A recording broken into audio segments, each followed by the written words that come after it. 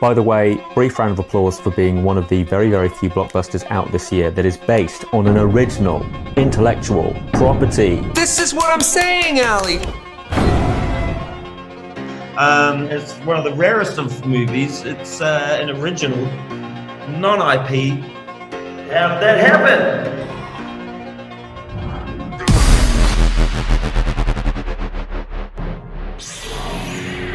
No, I mean, I think, for me, the thing that I love most about Free Guy is that we're doing something that I think is very increasingly rare and very hard to do in this current marketplace, which is open a big blockbuster movie that's based on nothing but an original idea.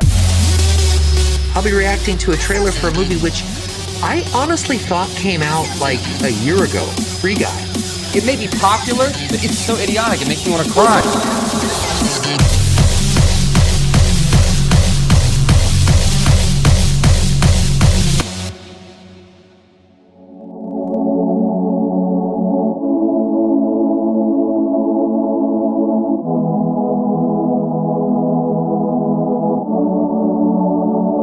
I just wanna be the free guy, free guy. I don't need to be the lead guy, lead guy. I just wanted to be seen, guys, seen, guys. I just wanna be free. I just wanna be the free guy, free guy. I didn't mean to start a fight, guy. I might, guy. I just want it all my life, guy, life, guy. I just wanna be seen. I just wanna be free.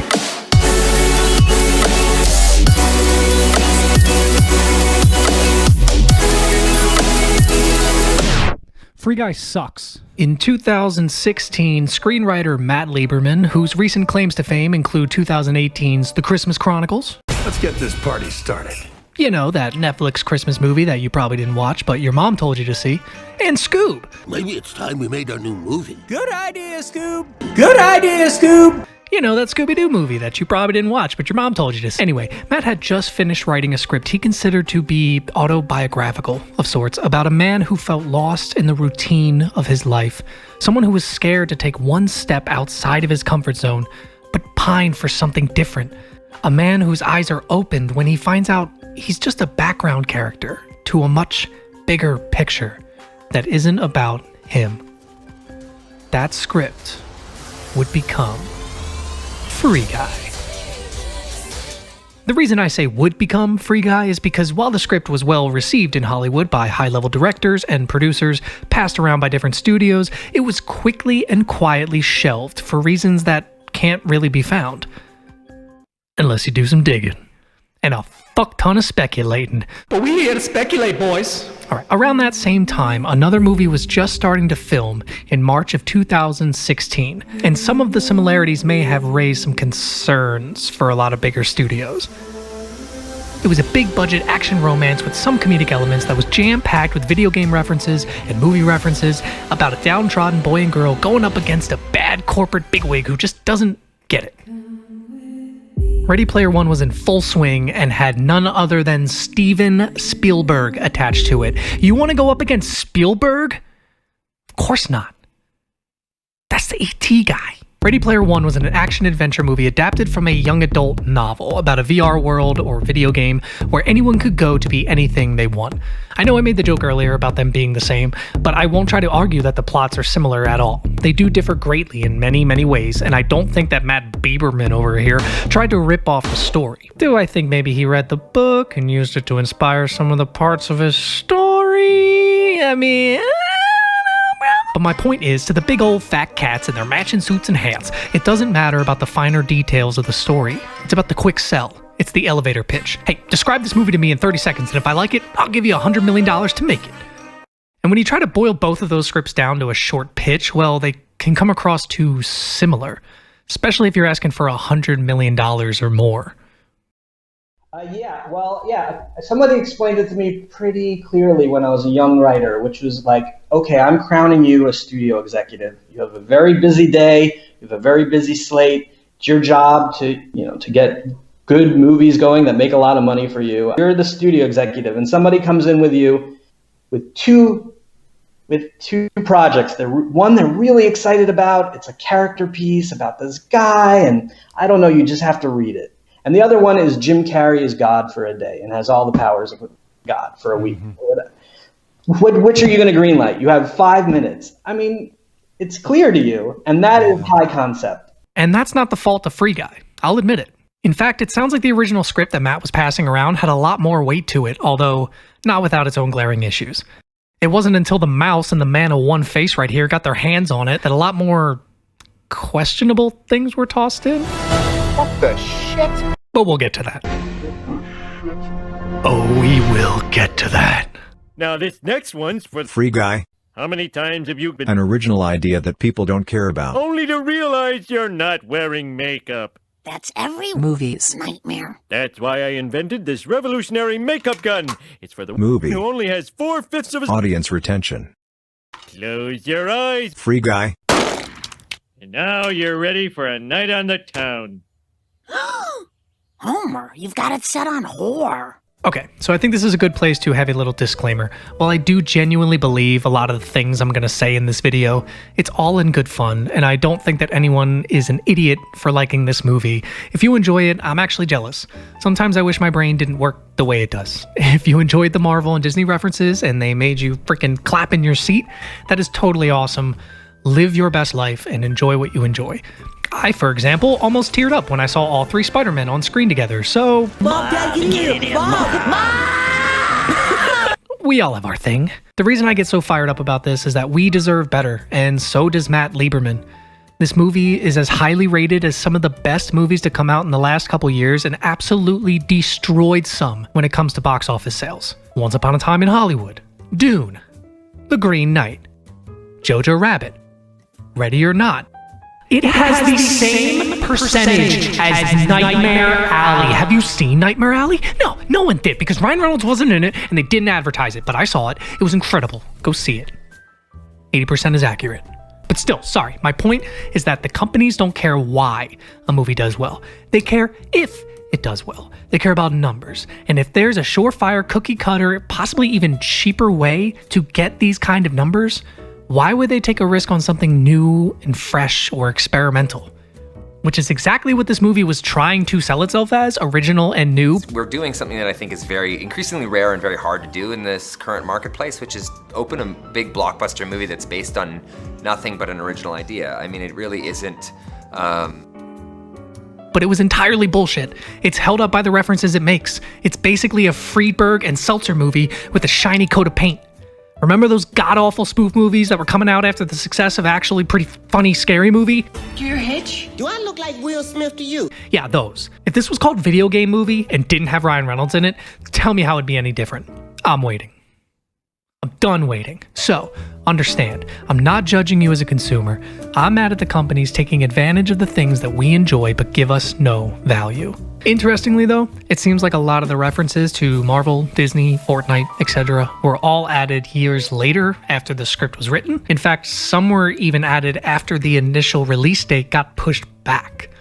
And if you're wondering why I said that the screenwriter, Matt Lieberman, deserved better, well, let's talk about that. I learned pretty quick into making this video that there had been many changes by Ryan Reynolds and the studio after it was written, although they were vague and Lieberman kept saying that they were improvements in the interview done with him. The only thing that they said for sure is that the guy was a bit more cynical and the references were toned down, if not basically non-existent. It was hard to find anything else about the original script when I was researching, until I went onto Matt Lieberman's Twitter and scrolled all the way back to 2016, where he tweeted a review of the original script done when it was on the blacklist, which I found out is a platform for writers to share their work and find professionals to help fund their projects or work with them. The review doesn't go into extreme detail of every scene, obviously, but it actually does give a lot of insight into what was changed. The review reads, "But it isn't just the concept that works. Free Guy makes you think. Whenever you can zoom in on those universal conflicts, you can elevate a silly movie idea into something special. When Guy's going through his daily routine and asks, what if I took a single step out of my comfort zone? What would happen? And then he doesn't do it? It hits you hard. Because aren't we all Guy? We all think about doing something different, but we never do it. It's so much easier to just stay in our lane to the point where it feels like we're being controlled. I mean, when was the last time you truly took a chance in life? That you truly put yourself on the line? I'm guessing not recently. Okay. Call me crazy, but this isn't the same fucking script that ended up on screen. Guy in the movie doesn't really have a problem with his life. In fact, part of the quote-unquote joke is that he takes all of this bullshit in stride, which is just a direct rip from the Lego movie without any understanding of what makes those characters unique. Which, if this leaned into being an absurdist, over-the-top comedy, that would work, but we're supposed to relate to Guy, feel something for him. Nobody in real life gets punched in the face, shakes it off, and says, "Have a great day." It makes his character immediately disconnected from the audience. The only thing that snaps Guy out of his usual blissful ignorance is none other than the trophy woman. That's right. The female co-star whose character is way more interesting and played by a better actress, but for some reason the movie focuses on Ryan Reynolds. I mean Guy. They even try to flip it in some of the interviews that this movie is really about Millie, or Molotov Girl at the end of the day, but the movie doesn't make you feel that way or do anything to prove that, so you can't just say it and make it true. In fact, the way Ryan tries to hype Comer up in the interviews online, while being super endearing and all very true, I'm sure. Word out of her mouth when she started to speak these lines. I remember looking at Sean and being like, "We found our Molotov girl.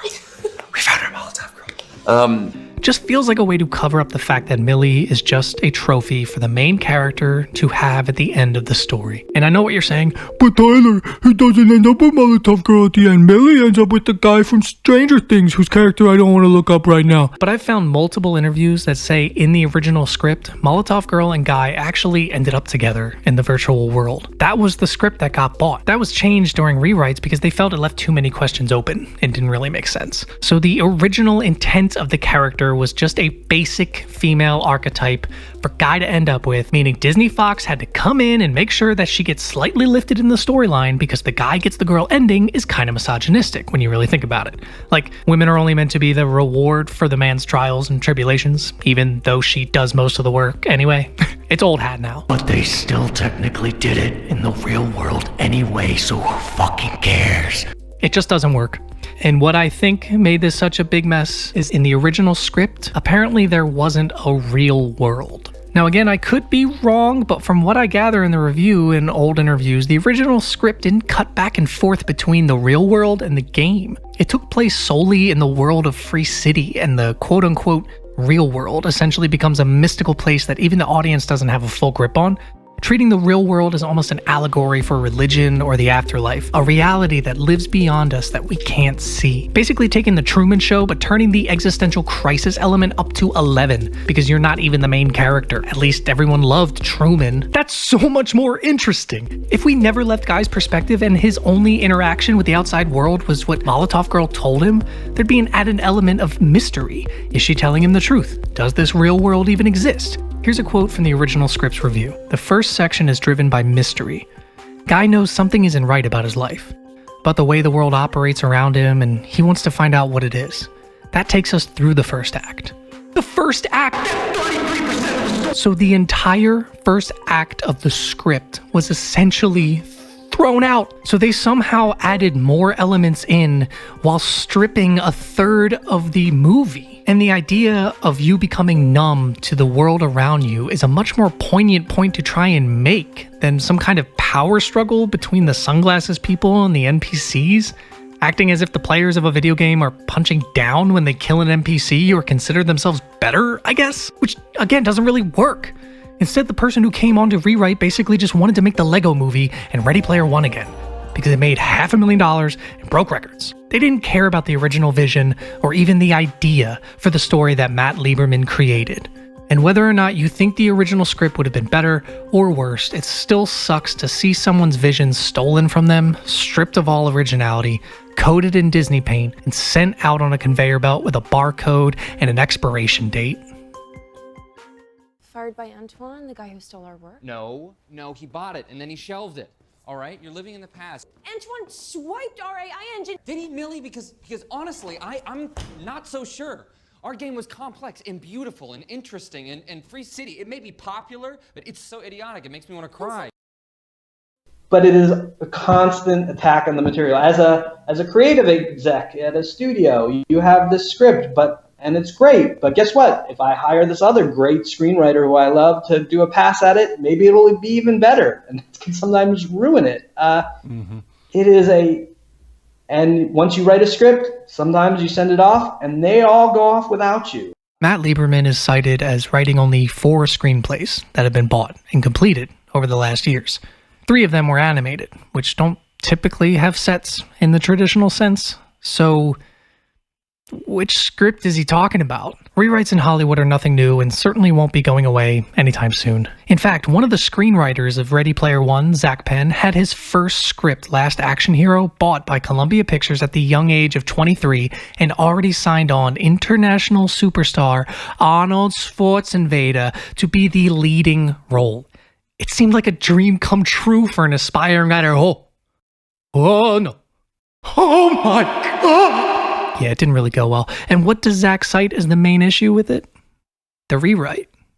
For anyone who doesn't know, a rewrite is exactly what it sounds like. A director or producer will buy a screenplay and then hire another writer to rewrite it. It's quite common in Hollywood, and it's why you'll see like 7 different writers attached to a movie. They don't always sit in a room together and write it. It's passed from one person to person until it fits the vision the director wants. When asked about Last Action Hero in an interview with The Credit, Zach Penn said, "I have a long history of writing originals, and there's nothing more painful than being the person who writes something and then watches as your involvement is erased and your credit is reduced. I've seen a lot of people be jerks because they're insecure and try to grab all the credit." And well, after Zach's sour history with rewrites, it must have come as quite a surprise when he got a call from his friend Sean Levy, a director, who wanted to know if he could rewrite something that had just come across his desk in 2019.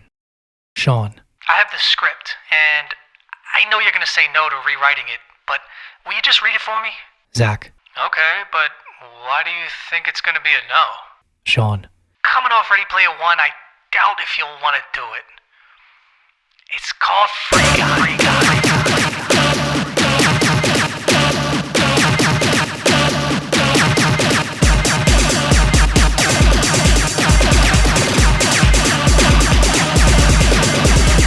It's no secret that nostalgia has been creeping its way into Hollywood more and more over the years. It's something that has been used in filmmaking all throughout history, but only when it was necessary or to make a point. Feeding into nostalgia in a project isn't inherently a bad thing.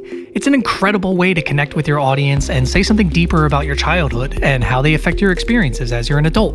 That being said, just throwing shit on the screen for the sake of saying, "Hey, I know a thing," is not nostalgia. It's a memory game. It's a cheap inside joke that everyone thinks they're in on. But the thing is, everyone knows. So it's not an inside joke. It's not even a joke most of the time. It's just the thing.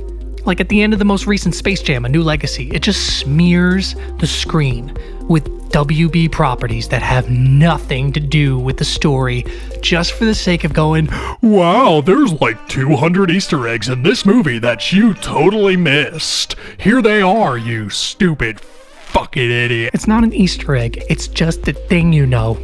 It's just the thing you know. It's brand recognition. It's a memory game where you're guaranteed to win. It's manipulative. It's also not the only reason Space Jam sucked. I'm not going to get into that. But it's interesting how many similarities Free Guy and Space Jam do have. They're relatively boring family stories that have nothing new to say, but then at the end shove an overly stimulating amount of IPs and emotions at you, all to just leave the audience with a sense of, "Wow, that was awesome. I fucking love it when King Kong showed up. Man, when Ryan Reynolds pulled out that Captain America shield, I nearly shit myself." Even though you just saw Free Guy, you should be talking about Free Guy, not Captain America. You should be talking about Free Guy. Just one look at the comments below the fight between Guy and Dude on YouTube will show you what you need to know.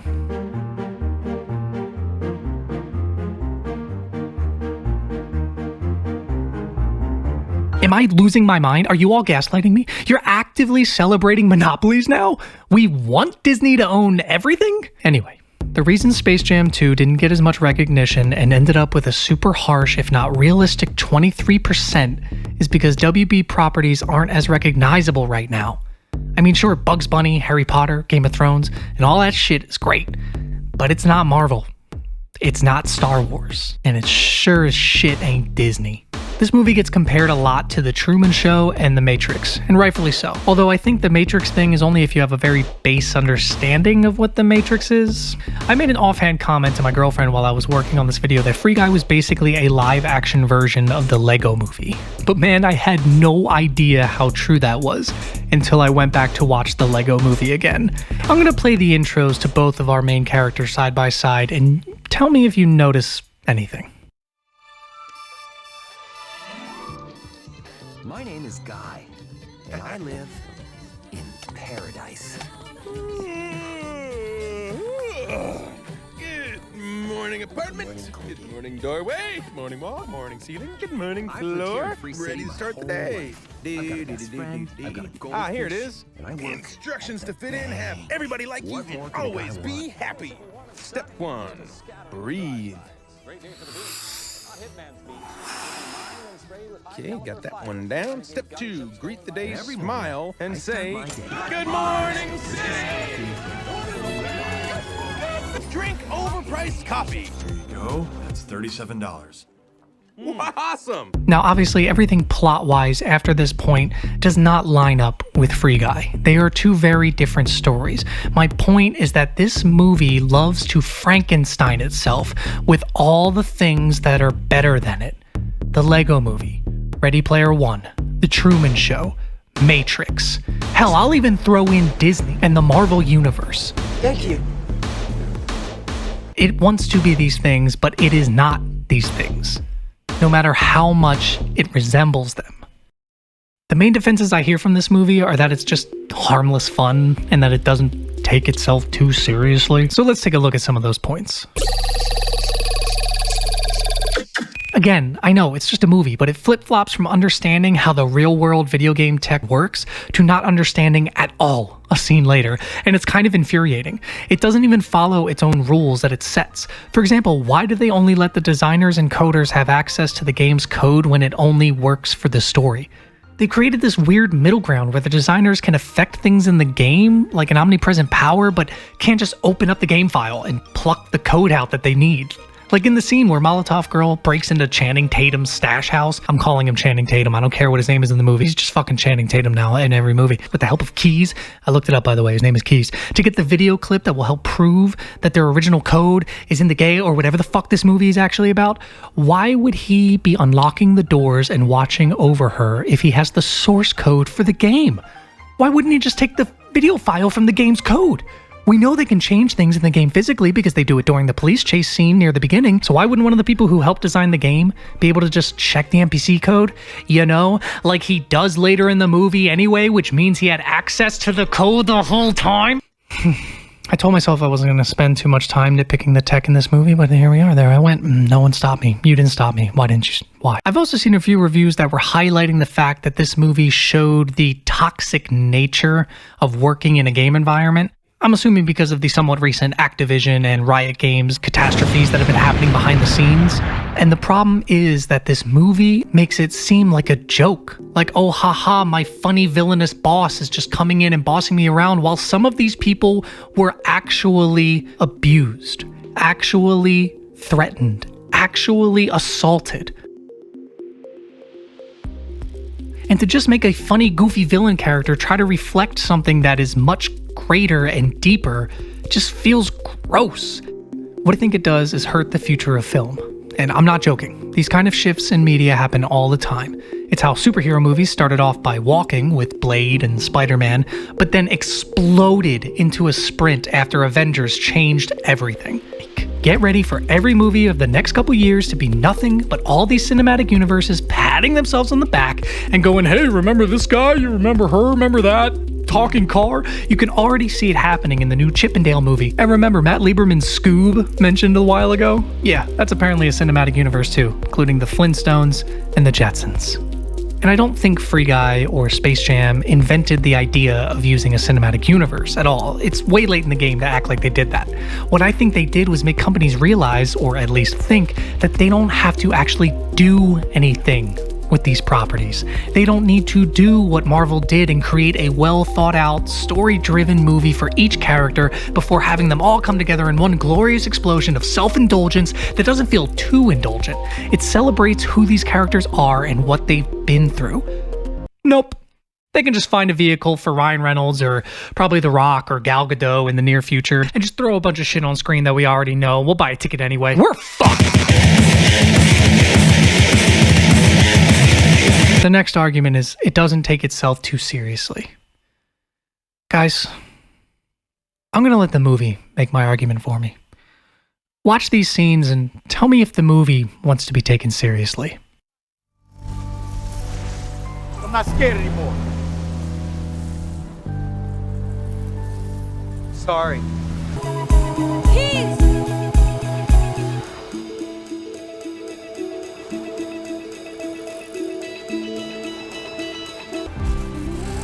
Yo, we matter! That fucking music! And don't try to tell me it's tongue-in-cheek. They want you to feel emotional right now. They don't want you to be laughing. It's very clear their intent is to make the audience feel something. And that something is not meant to be irony. People should be realizing that saying it doesn't take itself too seriously is a criticism of a movie like this, not a plus, and rightfully so. It would be a valid point to make for a movie like Top Secret or Airplane. Roger. But this isn't an absurdist comedy. It's grounded in some sense of reality and tries to tug at your heartstrings. And when it falls flat, it puts on this mask of, oh, well, I was just kidding, I'm a goofier movie, remember? It's literally gaslighting you, and you all consider it a plus. We're so fucked.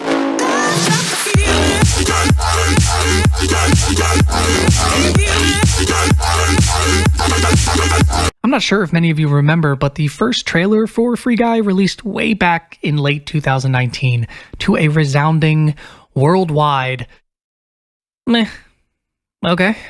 Everyone seemed pretty sure it was just going to be the Ryan Reynolds schlock we're used to, the kind of mediocre movie you do following such a big role like Deadpool that's mostly meant for kids. But this doesn't feel like a kids movie.